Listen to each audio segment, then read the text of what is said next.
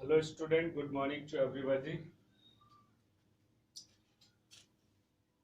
आज एक और मैं आपको फॉर्मल लेटर करा रहा हूँ। क्वेश्चन लिखता हूँ पहले उसका और आप देखें। मतलब तो मैं क्वेश्चन लिखता हूँ आपके लिए, देखें। फॉर्मल लेटर का है।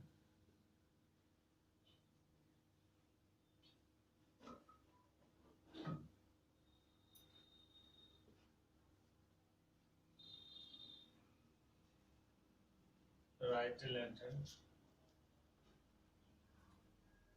To the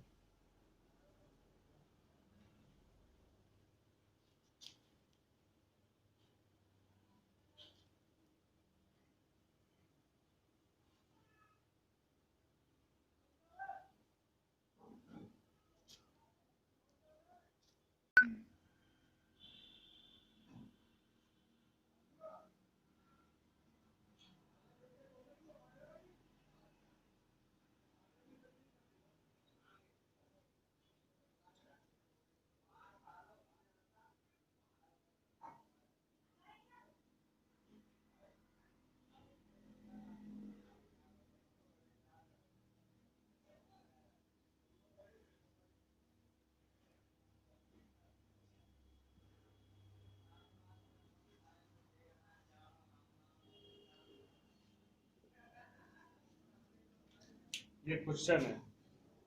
right a letter to the collector of your district to ban the use of the loud speaker. और लाउड स्पीकर पर बैन लगाने के लिए, प्रतिबंध लगाने के लिए आप कलेक्टर को एक लेटर लिखोगे। उसमें अपनी सारी प्रॉब्लम्स शेयर करोगे, शो करोगे आपको क्या प्रॉब्लम्स हो रही है उससे। तो वो आपको इसमें लिखना पड़ेगा। लेटर लिखने का तरीका वही है। इसमें जो स्पेस बचा है उसमें मैं आपका थोड़ा बहुत करता हूँ। सबसे पहले वही अपना एड्रेस लिखो सबसे पहले।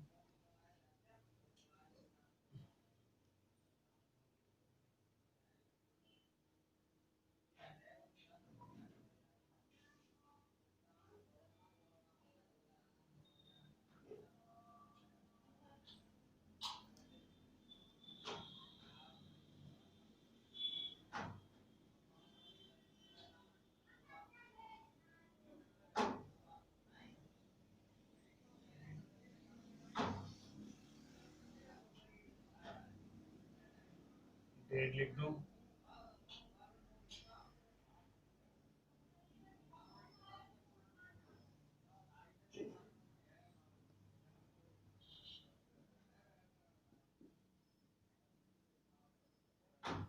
किसके लिए लेटर लिख रहे हैं?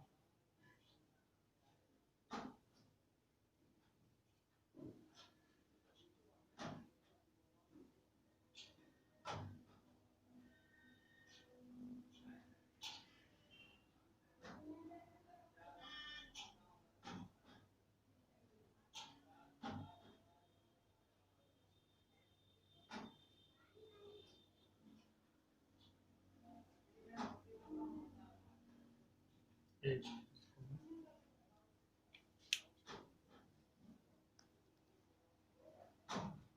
थोड़े वैसे भी लिख सकते हैं।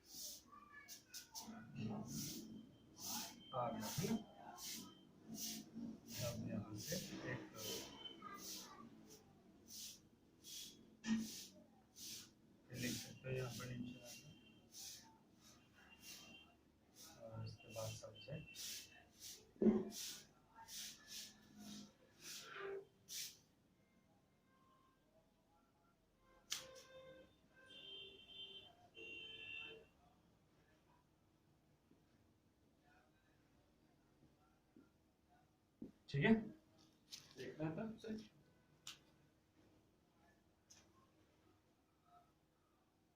ये हमने लिख दिया कमला नगर, मतलब सबसे पहले एड्रेस लिखा कमला नगर, बी ब्लॉक 25 आगरा, और उसके बाद डेट फरवरी 20 और 2020, the honourable collector district of Agra, Agra जहाँ पे उसका वो है स्थान का नाम लिख दिया आगरा। सब्जेक्ट लिख दिया to ban the use of the loud speaker. इतना अपन ने कर दिया है ना, जैसा कि हर लेटर में किया जाता है इतना। अब इसको रफ करता हूँ।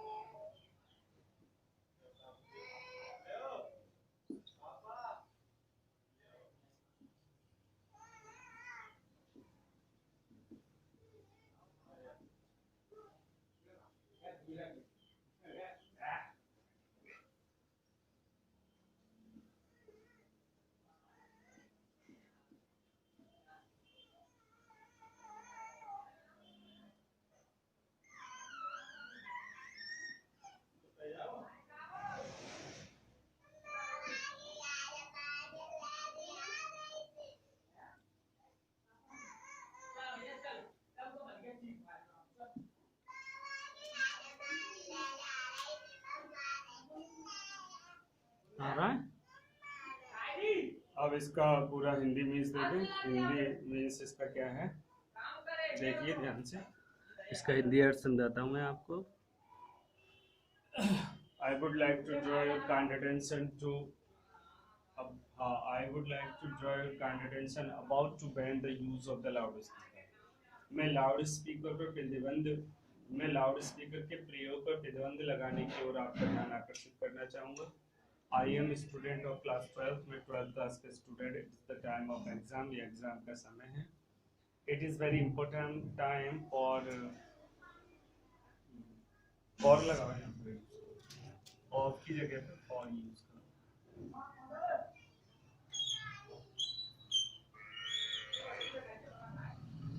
फॉर स्टूडेंट्स, ये विद्यार्थियों के लिए बहुत ही महत्वपूर्ण शब्द है। There is a temple in front of my hostel, हमारे हॉस्टल के सामने एक मंदिर है। The priest uses the loud speaker from early morning to late night, और पुजारी सुबह से लेकर शाम तक लाउड स्पीकर का प्रयोग करता है। ओके,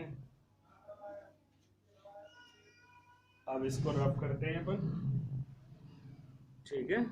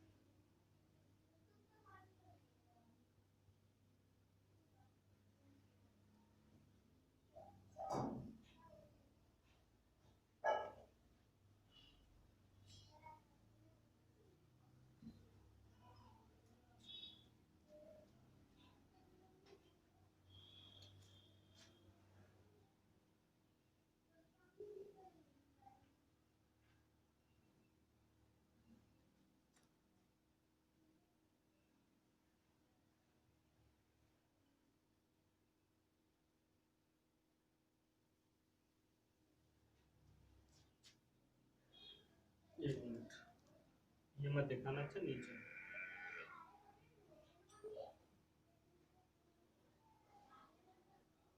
हाँ,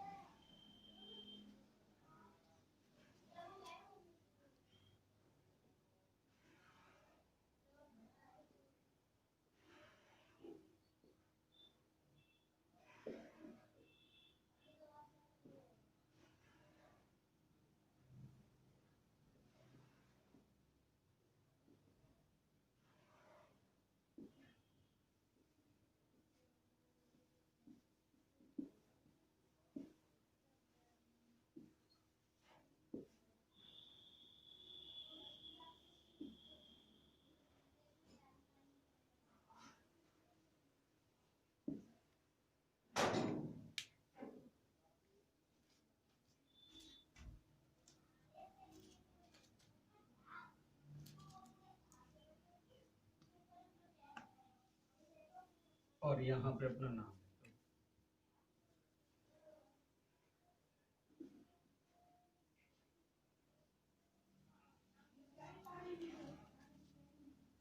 आगे इसका हिंदी में देखो। I feel disturb in our study, हम अपनी पढ़ाई में बाधा महसूस करते हैं।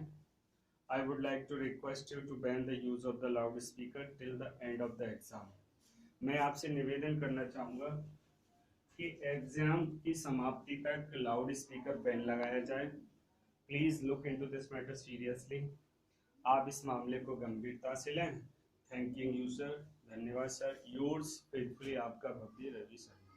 देखना सब क्लास की लिख सकते हैं।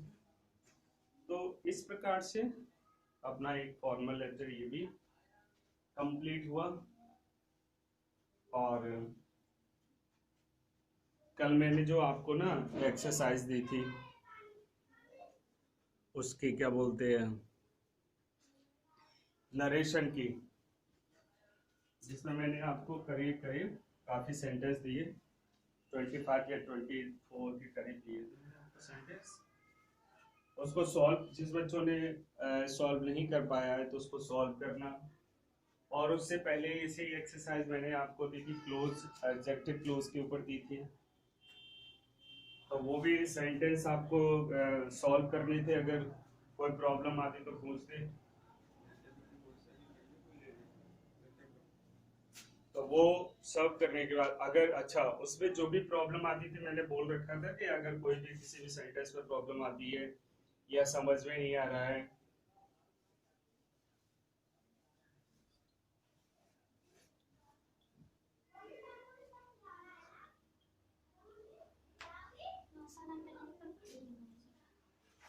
हाँ, तो एक मिनट, यू आर की होता है,